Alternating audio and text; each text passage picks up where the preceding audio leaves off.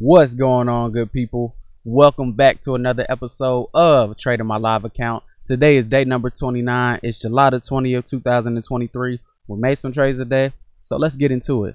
First things first, let's talk about all of the important levels that we have on our chart today. So let's start with our purple line of support and resistance that we have down here at 35,247. That right there represents yesterday's closing price, and that always plays a major factor in the market the next day. So we'll talk about that a little bit later and why that was so important in today's session. Now, right above that, we have our blue zone that we drew in the pre-market based off of a consolidation area. Right above that, we have another zone that we established a little bit earlier than where this screenshot was taken in the pre-market.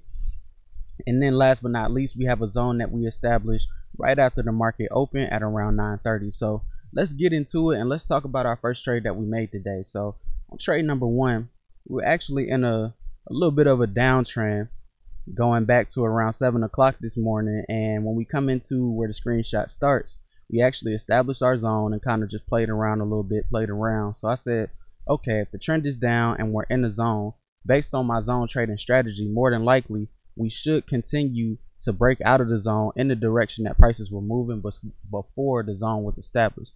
So since prices were in a downtrend before the zone got created, that's what I'm aiming for. So if I'm aiming for the short trade, I say, okay, my ideal spot to go short from a zone is from the top of it. And that's exactly what I was able to do on trade one. So I went short at the top of a zone during a downtrend, and I was aiming for yesterday's closing price, which remember is that purple line right down there below. Now, usually when it comes to the zone, I would take profit at the bottom of the zone, but because the closing price was so close, I'm like, okay, if prices are moving in that direction, more than likely they're coming back to retest that closing price.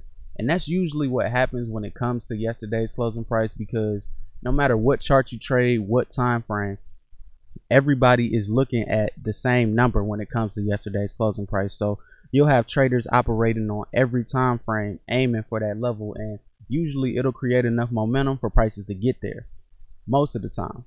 But I also want you guys to remember that that's not always the case, because I remember it was a while back. It was on June 27th this year. This was a scenario where I was aiming for that closing price, but it really never got there. So notice how we had a double top at the upper levels of our screenshot today. Lower high got established. We came back to retest the lower high and continue moving lower. So that's a classic downtrend when it comes to price action principles. So on trade 7, 8, 9, 10, and 11, I went short on all of these entries, expecting for that closing price to get hit. So on this day in particular, the closing price was represented by this green line down here at around 33,000. Let's call that 975. So I'm jumping ahead of the gun, just expecting for prices to automatically come back down to that level because we're in a downtrend that's very strong. Now, you always want to, if you're aiming for that closing price, or you can substitute whatever major important level you want to. It doesn't always have to be yesterday's closing price, but whenever you're aiming for that important level, don't just assume that prices are going to get there because they're trending in that direction.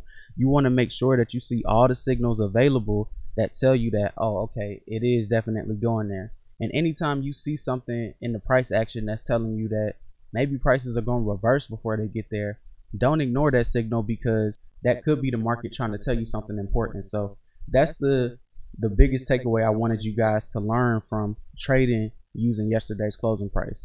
Aim for that level, but don't get married to it and think that that level is just going to absolutely be touched 100%. Always keep your mind open to all of the possibilities that the market has to offer. So after we came back to yesterday's closing price, we pushed past it a little bit in the pre-market, but we established a double bottom, then a higher low. So you guys remember from yesterday's video when I talked about understanding how to use double bottoms to profit during the uptrend, this was another perfect example where you have the double bottom that gets established, you have your higher low that gets formed a little bit later, and then you see prices move away and then come back to retest that higher low, and then that's when you look for your long entry. Because I already had a good trade at trade number one, I wasn't really looking to trade anymore, because I'm more so a trader that likes to trade once the market opens. If I can get me a nice little trade in the pre-market, I'll take that, but I'm not really trying to take multiple setups during the pre-market. So I passed on that one. But as we can see, that setup was very legit, and we see prices continue higher up until we see the market open at 9:30. So when the market opened, the uptrend just gained more steam, and we see a huge candle to the upside that eventually led us to this swing high where we were able to establish a zone. So remember, when you're trading a large spike to the upside, you usually will have a consolidation that follows after most of the time. Not all of the time, but most of the time. And when you have that consolidation zone, you can just simply box it up by using the swing high and the first swing low. So notice how the swing high was established right here.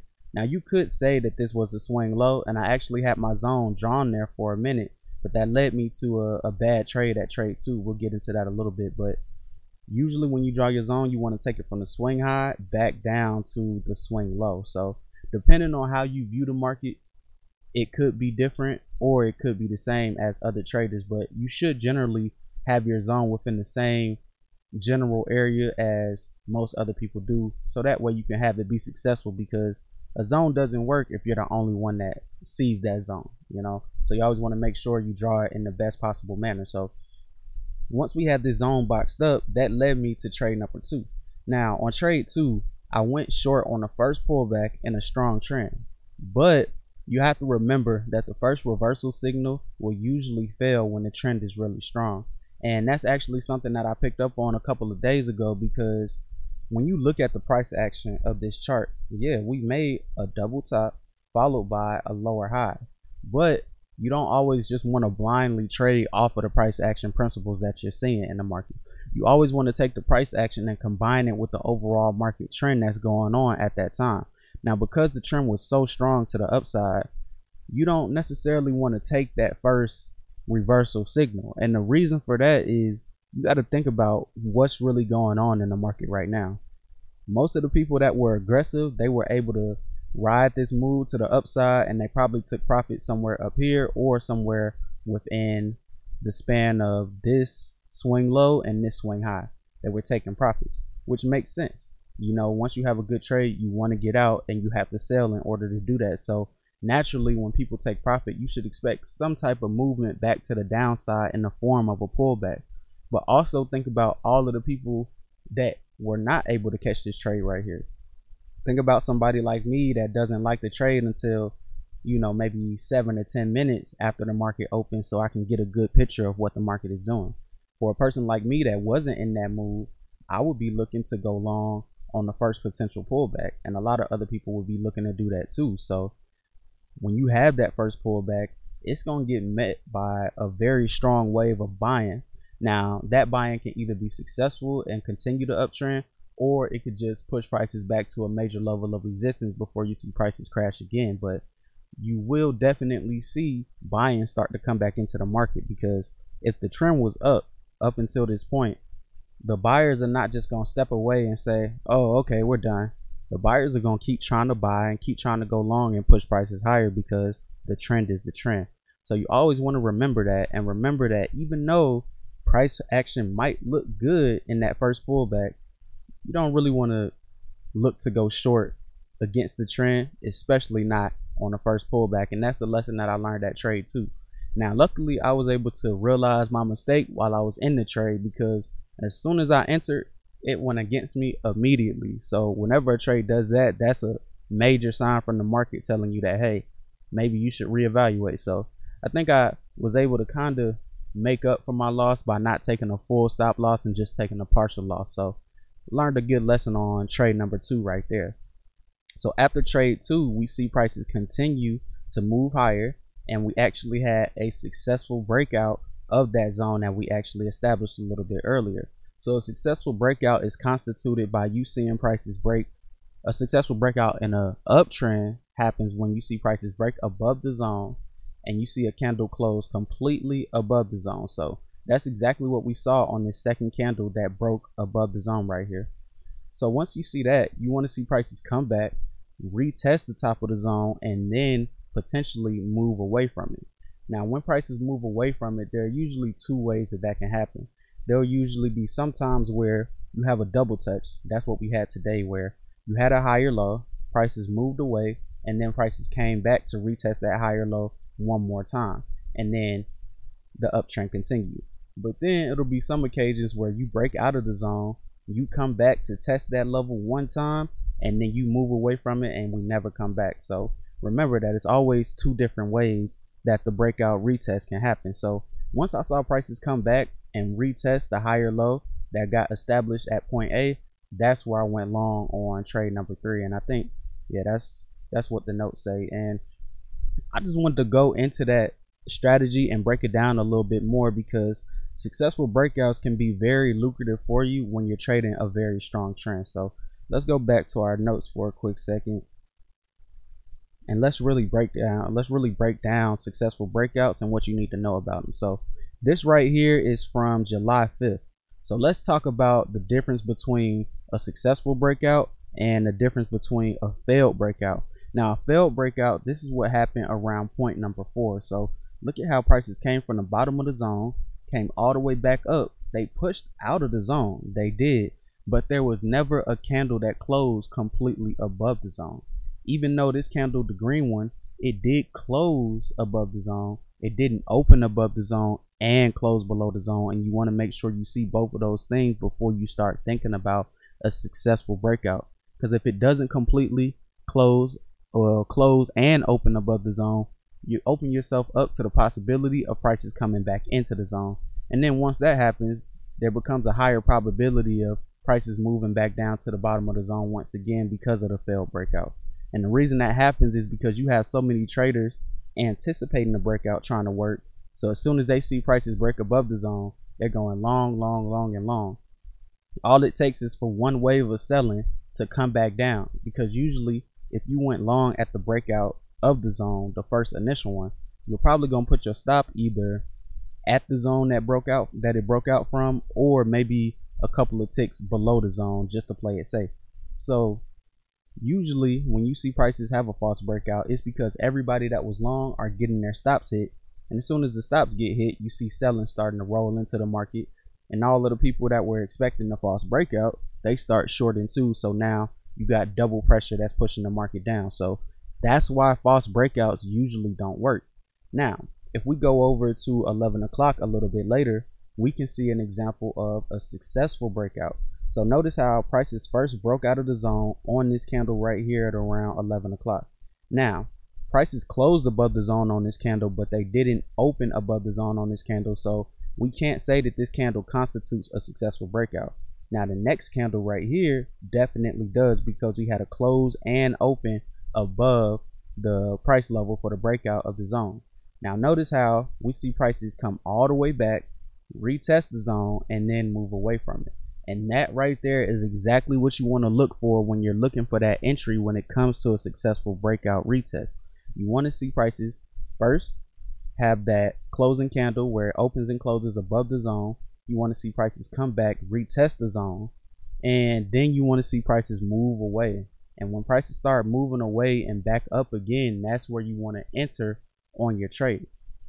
Well, that's how I like to enter, but you can also enter and be a little bit more aggressive and just put your order right here so you can just anticipate the breakout being successful. But you know me, usually when I put my order somewhere before prices get there, they come to my level and just run straight through it. So what I've learned is that I want to wait for prices to come back.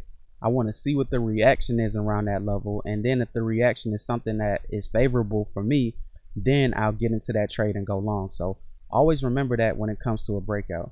Now, breakouts can also happen in downtrends, but since today was a uptrending day, we'll just focus on the upward breakouts.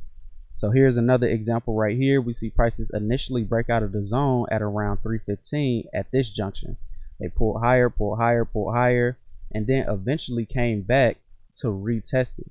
Now, it might look like on this example, prices retested the zone one time and then moved away and never gave you a second attempt. That's actually not the case. Let's look at the wicks in specific. So let's just start right here. We come down on this candle, and then on the very next candle, we break into the zone.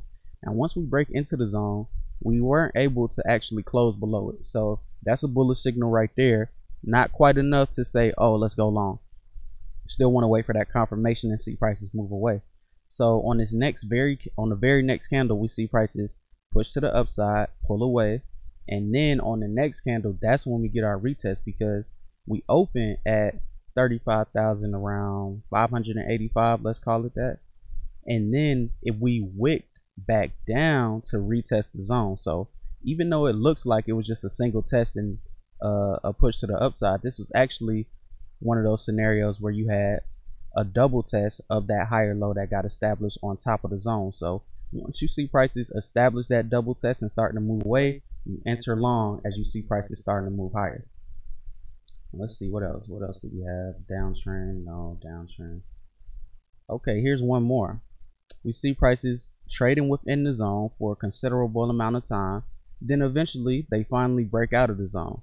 Now remember, this might have been the first push above the zone, and even though we closed above it, we do not count this candle as being criteria for a successful breakout. Instead, we count this candle because this candle opened and it closed above the zone. So once we have this candle established, we say, okay, let's see if we can come back and retest that zone. And then on this day, this was June the 6th this year. On this day, that's exactly what we had happen. Now, this was more of a single test where we came back, touched it once, and then moved away. So you can still get in on a single test. Just know that it's a higher probability of the market coming back like it did when it came to form this higher low right here.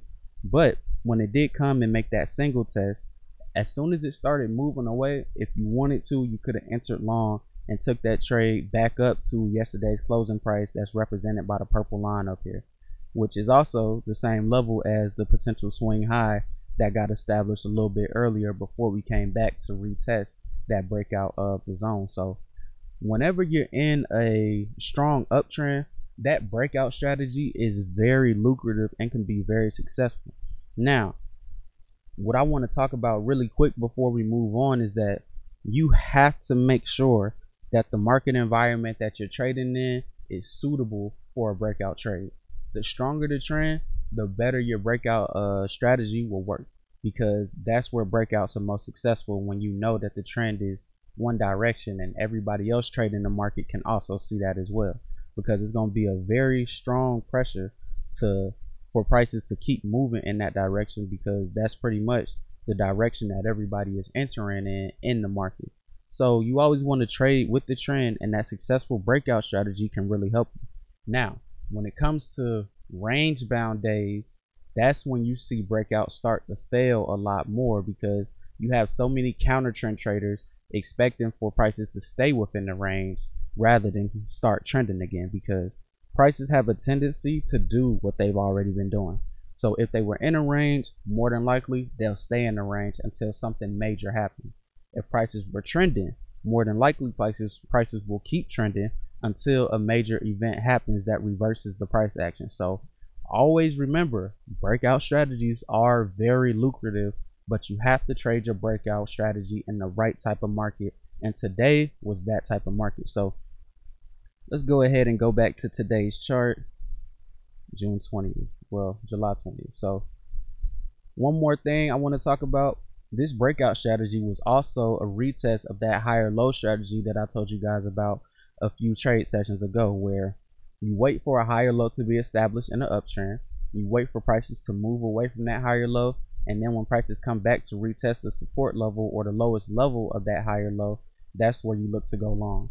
In order to be more accurate when it comes to your trades, don't just take the trade when it comes back into that level. Wait for the reaction, wait for prices to move away, and then go long as prices start to move away, kind of like I did on trade 3 today. So that was my last trade for the day, and after that I decided to call it, because I've been doing a pretty good job of getting back to taking 2 good trades per day and then calling it. And you know, that's just my strategy per se, because I feel like the more time I spend in the market, I kind of overthink my trades a little bit. I feel like my sweet spot is like an hour to maybe an hour 30 when the market opens for me to take my best trades, and then after that I just like to call it a day whether I'm up or down. So I'm glad I was able to have enough discipline to just call it quits. I could have kept trading, but I was like, you know what, I'm gonna be disciplined, I'm gonna follow my strategy and my plan, so call it a day. And overall I would say that today was pretty decent. I read the market very well. I just traded what I saw and I went with the trend. I didn't try and, you know, fight the trend too much besides trade 2. But even when I did try and fight the trend on trade 2, I quickly realized my mistakes and I cut my losses before they could get too ugly. So overall, I would say today was a decent day. You know, I just need to focus on practicing and getting on the back testing simulator and just focusing on not taking just mediocre trades in between my best setups. I think that's something that I've been trying to work on for these past 2 weeks and something that I'm still striving to get better at. So that's the main focus for tonight. But other than that, man, that's all I got.